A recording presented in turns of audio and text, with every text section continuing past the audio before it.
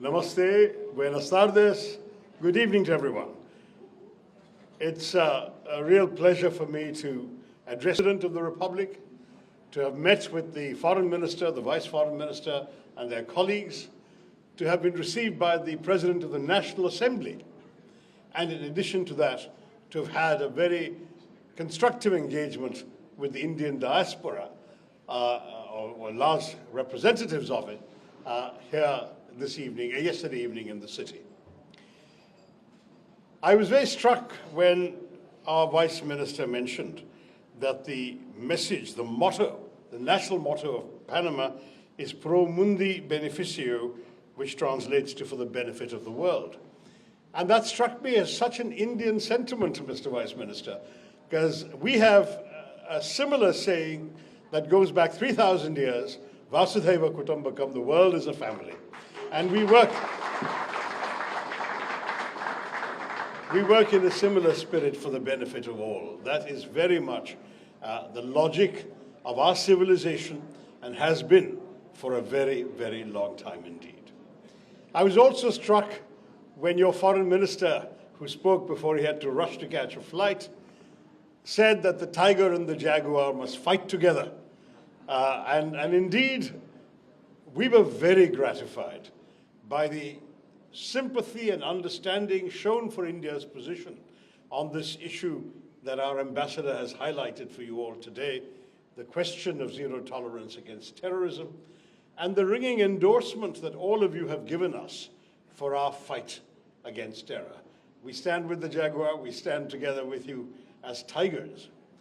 This morning, my colleagues and I went to the University of Panama, where we had an opportunity to offer floral tribute to the statue of Mahatma Gandhi, the bust of Mahatma Gandhi on the university campus. We also planted a mango sapling there, which we hope will grow and flourish as a symbol of the fall. But he also taught us, in his brave leadership of our struggle for freedom, that we must always stand up for our rights. We must always stand up in principle for the values we believe in, and we must live without fear. That freedom from fear is what we in India have to fight for these days against the evil attacks of malign men who call themselves terrorists, or who are called by the world as terrorists, but who believe that by doing this kind of thing, of coming into our country, killing innocent people, and going off again, that they will somehow achieve some larger political or religious cause. As you can imagine, that is not something that any self-respecting country will give in to. And even the land of Mahatma Gandhi will not turn the other cheek when this happens. We will respond effectively. On the 22nd of April, terrorists marched across our borders and killed 26 holidaymakers, tourists in Kashmir. And when this happened, India and the world recoiled in horror. We are grateful for Panama's immediate condemnation on that very day of what happened. But when for 2 weeks nothing had been done by the country that had offered them safe haven, known to be the bases and headquarters of organizations proscribed by the United Nations Sanctions Committee Against Terrorism, and also on the wanted list of the United States terror-designated list.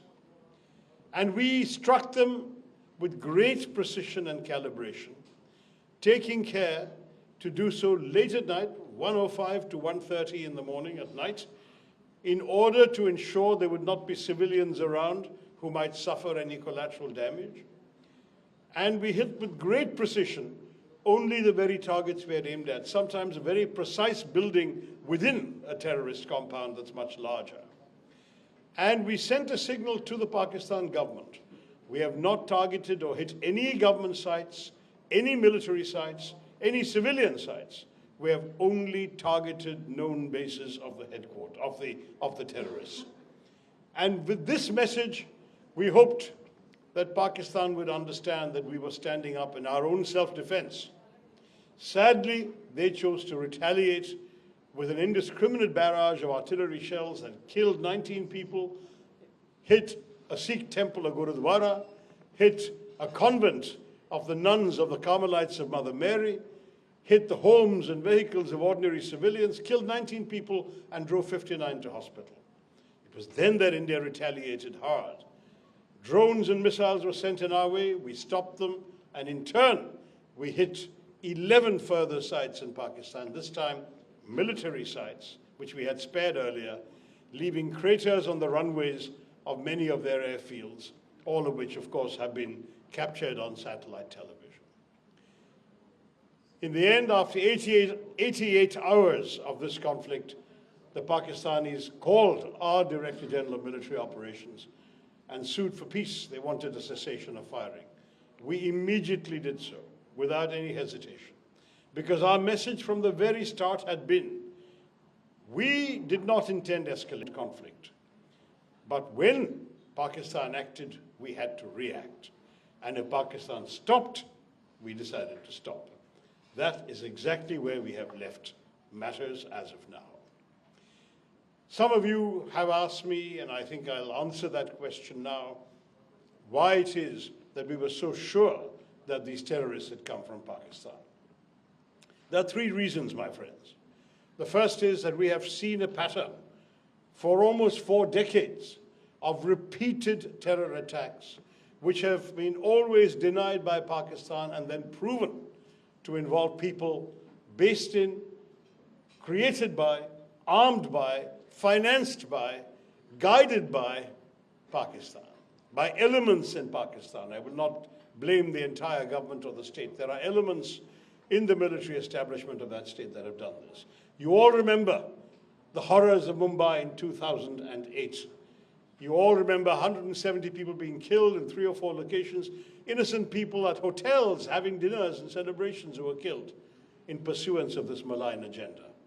You all remember how Pakistan claimed that they did not know where Osama bin Laden was and that they thought he was dead, and he was found in a safe house right next to an army cantonment in a city that is a headquarters, a major garrison of the Pakistan army.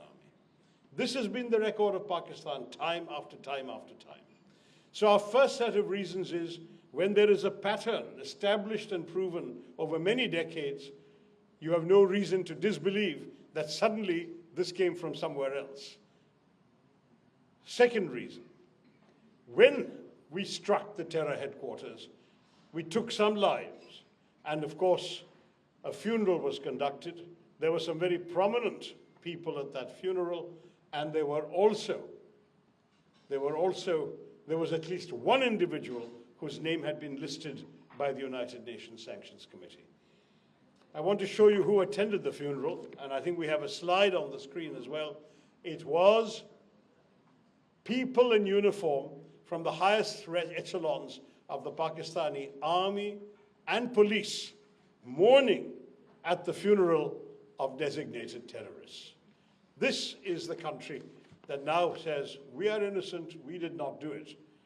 You do not mourn for people you do not know.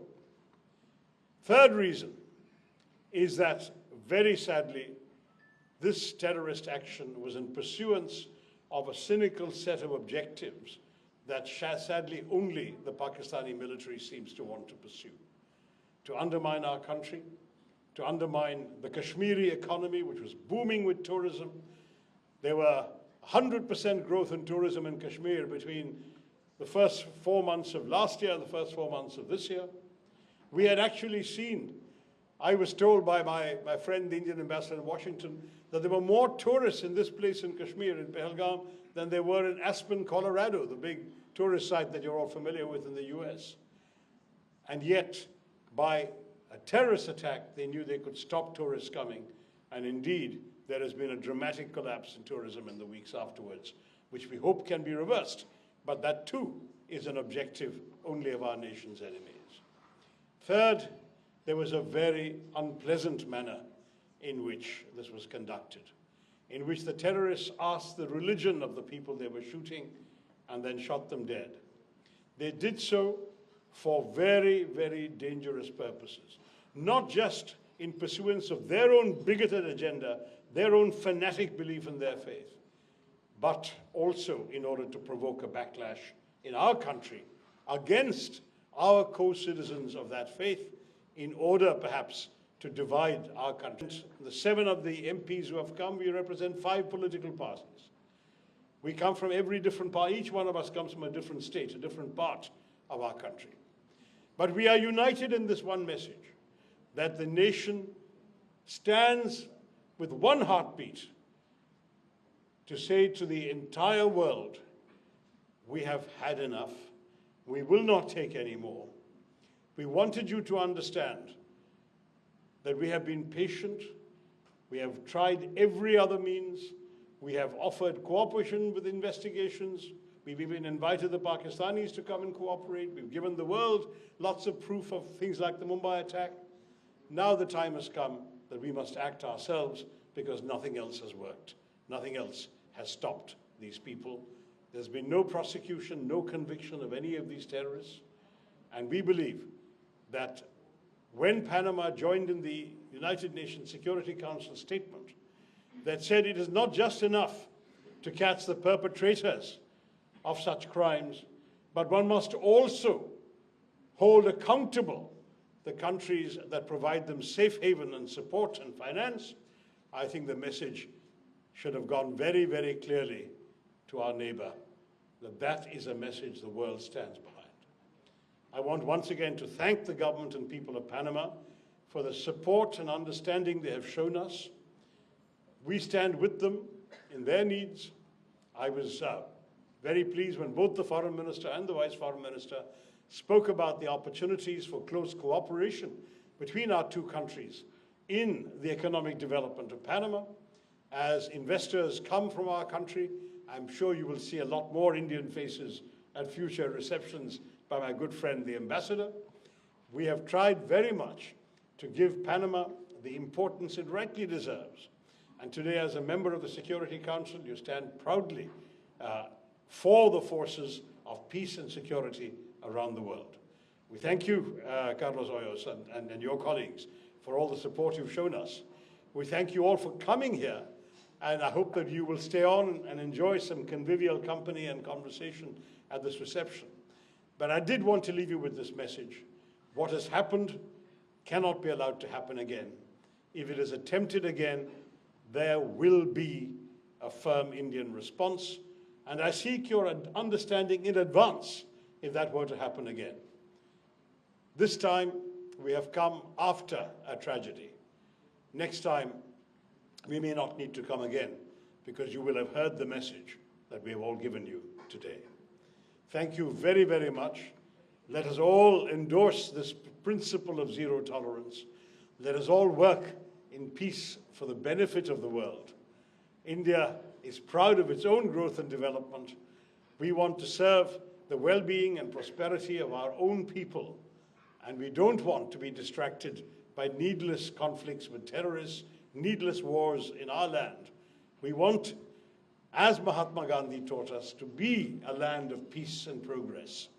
But we will do so only when we can live without fear, with pride, with strength, and with friendship and amity for all. Thank you very, very much once again. Jai Hind.